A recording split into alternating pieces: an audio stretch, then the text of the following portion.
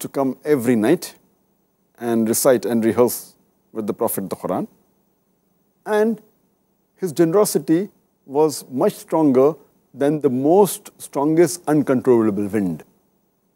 And the first revelation, the first wahi, the first verse of the Quran to be revealed to the Prophet was from Surah Iqra, chapter number 96, or Surah Alaq, chapter 96, verse number 1, which says, Iqra. And with Archangel Gabriel, the first word when he recited of the Quran to the Prophet when he was in Gara Hira, in Jabal Nur, the Prophet, when he heard the word Iqra, he said, Ma ana biqari, I'm not learned. Again, Angel Gabriel again repeated, Iqra. The Prophet repeated, Ma ana biqari, I am not learned. Archangel Gabriel again repeated, Iqra. Then the Prophet understood that Iqra also means to recite, to read. One of them means read, the other is recite and rehearse. So the Prophet repeated, Iqra. Then the revelation came. Iqra bismi rabbika allazi khalaq. Khalaqal insana min alaq. Read, recite in the name of thy Lord who created the human beings from something which clings a leech-like substance. So reading is important, but in the name of thy Lord who has created is also very important. And reciting this glorious book, there are various virtues. And our beloved Prophet said, it's mentioned in the Hadith of Tirmidhi, Hadith number 2910, where the beloved Prophet said that every letter you recite of the word of Allah, of the word of the glorious Quran, you get a blessing. And each blessing is equivalent to 10 hasnat, 10 blessings. Each letter you recite of the word of Allah, you get a reward. Each reward is equal to 10 hasnat. And Alif, Lam, Mim is not one letter. Alif is a letter, Lam is a letter, Mim is a letter. That means 10, 10, 10. You get 30 blessings if you say Alif, Lam, Mim. And our beloved Prophet said, it's mentioned in Sahih Bukhari, volume number 6, hadith number 5027. The Prophet said, Khayrakum man ta'allama al-Qur'ana wa 'allamahu. The best amongst you is the person who recites the Quran and teaches to others, who learns the Quran and teaches to others.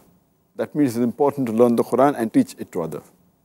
And the beloved Prophet ﷺ said, it's mentioned in Sahih Muslim, volume number 2, in the book of Salat, hadith number 1757, that recitation of the Quran will act as an intercession on the day of resurrection to the reciter. The Quran will intercede for you on the day of judgment, on the day of resurrection. It's further mentioned in the Sahih Hadith of Musnad Ahmad, volume number 2, hadith number 6625, which says that fasting and the Quran will act as interceders on the day of resurrection, on the day of judgment.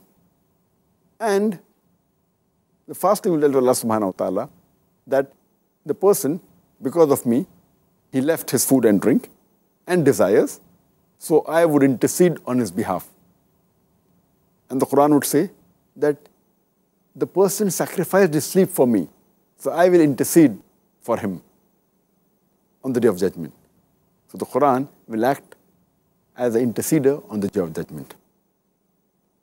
It's mentioned in Surah Abasa, chapter number 80, verse number 34 and 37.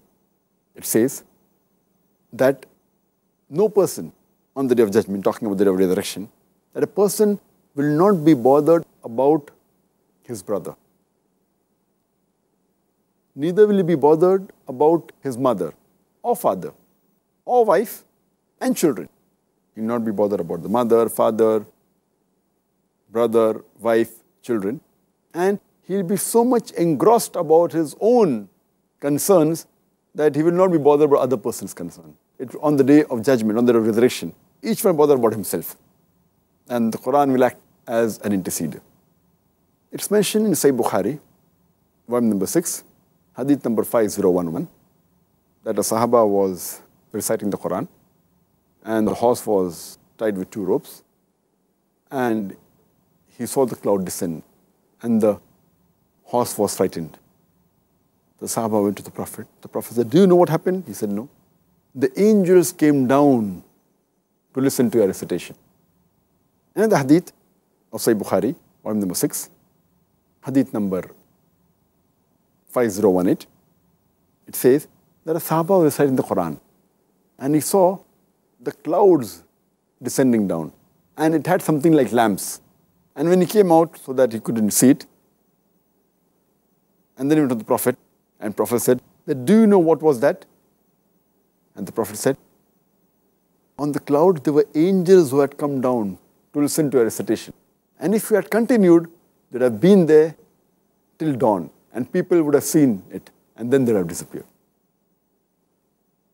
It's further mentioned in Sahih Muslim, volume number 2, in the book of Salah, hadith number 1757, that if you recite the two, that is Surah Baqarah and Surah Al-Imran, they will come down as two clouds or two canopies or two flock of birds when they intercede on your behalf. It's further mentioned in the hadith of Sahih Muslim, hadith number 6518, that the beloved Prophet ﷺ said that anyone who recites the Quran in the house of Allah, in the mosque, that when people gather in the house of Allah, the mosque, and when they recite the Quran and they learn it and teach it among themselves, on them will be tranquility and they will be calm.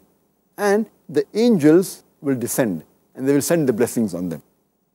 It's further mentioned in Sahih Bukhari, volume number 6, hadith number 4474.